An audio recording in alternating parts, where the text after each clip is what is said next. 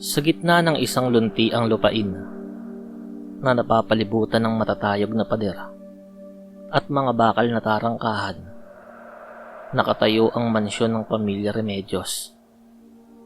Ang arkitektura nito ay pinagsamang moderno at klasiko. Isang palasyo ng karangyaan na tila humihiwalay sa ingay ng labas na mundo. Dito na masukan bilang isang bagong yaya si Agnes. Si Agnes ay isang dalagang biniyayaan ng pambihirang ganda. Ang kanyang kutis ay kasing kinis ng porselana. Ang kanyang buhok ay umaalon na parang sutla. At ang kanyang hubog ng katawan ay sadyang nakakatawag pansin sa bawat hakbang na kanyang ginagawa. Ngunit sa likod ng kanyang malaanghel na muka ay nagtatago ang isang pusong puno ng ambisyon at pagkagahaman. Sinalubong si Agnes ni Ryan at Girlie Remedios. Ang mag-asawa ay kilala sa kanilang pagiging mapagkumbaba at mabait sa kanilang mga tauhan. Si Ryan ay isang lalaking makisig, may matikas na tindig at laging may ngiti sa mga labi. Si Girlie naman ay isang sopistikadang babae na may malumanay na pananalita. Agnes, ang tanging hiling lang namin ay ang iyong katapatan at ang maayos na pag-aalaga sa aming anak na si Toto. Paliwanag ni Girlie habang inililibot si Agnes sa mansyon. Nagulat si Agnes nang malamang ang sweldo sa mansyong yun ay hindi pangkaraniwan. 50,000 pesos kada buwan ang tinatanggap ng bawat kasambahay. Para kay Agnes, iyon ay sapat na para sa isang marangal na buhay. Ngunit habang tinitignan niya ang karangyaan sa kanyang paligid, ang mga kristal na chandelier, ang mga mamahaling muebles, at ang kagwapuhan ni Ryan, isang masamang balak ang nabuo sa kanyang isipan. Bakit ako makukontento sa sahod kung pwede ko namang makuha ang buong kayamanan nila? Bulong niya sa sarili habang nakatingin sa kanyang refleksyon sa salamin. Ang pangunahing tungkulin ni Agnes ay alagaan si Toto, ang 10 taong gulang na anak ng mag-asawa. Si Toto ay isang tahimik na bata, madalang magsalita at madalas na nakatitig ng malalim kay Agnes.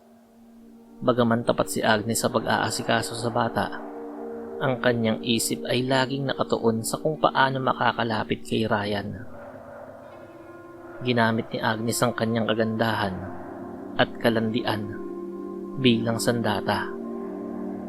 Tuwing umaga, sinasadya niyang magsuot ng mga uniformeng medyo masikip at maigsi. Kapag daraan si Ryan, sadyang nagpapabango siya at nagpapakitang gilas sa pag-aalaga kay Toto upang mapansin ang kanyang kabaitan. Sir Ryan, baka gusto niyo pong magkape? Ako na po nagtimpla, espesyal po para sa inyo. Wika ni Agnes isang hapon habang hinahaplos ang braso ng lalaki na kunyari ay hindi sinasadya. Ngumiti lang si Ryan, isang ngiting tila may kahulugan na hindi maunawaan ni Agnes. Salamat Agnes, napakabuti mong babae. Sana ay manatili kang tapat sa amin. Inakala ni Agnes na ang ngiting iyon ay tugon sa kanyang pang-aakit. Ang kanyang plano ay napakasimple lang.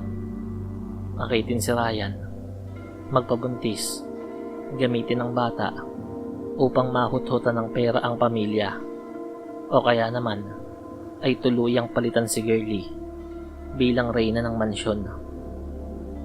Lumipas ang ilang linggo. Isang gabi, nalaman ni Agnes na tila mahimbing na ang tulog ng lahat. Ang ulan sa labas ay malakas at ang kidlat ay paminsan-minsang nagbibigay liwanag sa madidilim na pasilyo ng mansyon. Ito na ang pagkakataong hinihintay niya. Nagsuot si Agnes ng isang manipis na nightgown. Dahan-dahan siyang pumasok sa silid-aklatan kung nasaan naroon si Ryan, na kunyari ay nagbabasa ng mga dokumento. Sir Ryan, hindi po ako makatulog. Natatakot po ako sa kulog eh. Balambing na tinig ni Agnes habang lumalapit sa likuran ng lalaki. Humarap si Ryan. Sa halip na magalit, hinayaan ito ang dalaga na lumapit sa kanya. Dinala ni Agnes ang usapan hanggang sa mauwi sila sa isang silid. Doon, sinimulan ni Agnes ang kanyang mapang-akit na mga galaw. Niyakap niya si Ryan at sinimulang halikan ang leeg nito. Sa isip ni Agnes, nagtagumpay na siya. Hawak na niya ang alas para mapabilang sa pamilya Remedios. Ngunit sa kalagitnaan ng kanilang paghahalikan, biglang tumigil si Ryan. Isang malakas na tulak ang ginawa ni Ryan na ikinabagsak ni Agnes sa kama. Nagulat ang dalaga at akala ay bahagi lamang yun ng kanilang paglalaro. Ngunit biglang tumawa ng napakalakas si Ryan. Isang tawang hindi makatao, kundi isang halakhak na nakapangingilabot at tila nanggagaling sa kailaliman ng lupa.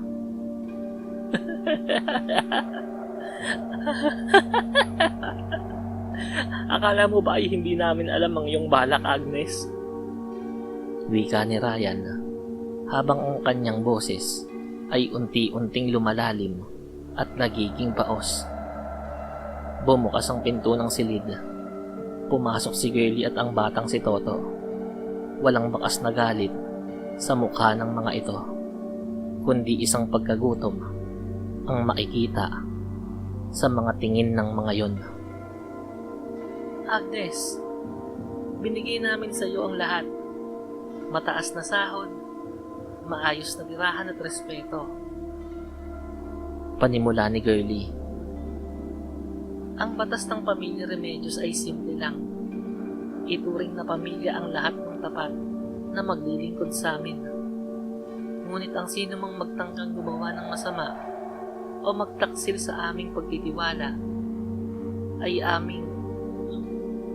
Hindi natapos ni Girlie ang kanyang sasabihin dahil biglang nangyari ang isang bagay na hinding-hindi malilimutan ni Agnes. Sa ilalim ng liwanag ng buwan na tumatagos sa bintana, nagsimulang magbago ang anyo ng tatlo. Ang mga kuko ni Ryan ay humaba at naging matulis na parang sa agila. Ang kanyang mga mata ay nagniningning na parang apoy. Si Girlie naman ay tila nahati ang katawan at ang kanyang muka ay naging parang sa isang halimaw na may mahabang dila. Maging ang batang si Toto ay nagbago.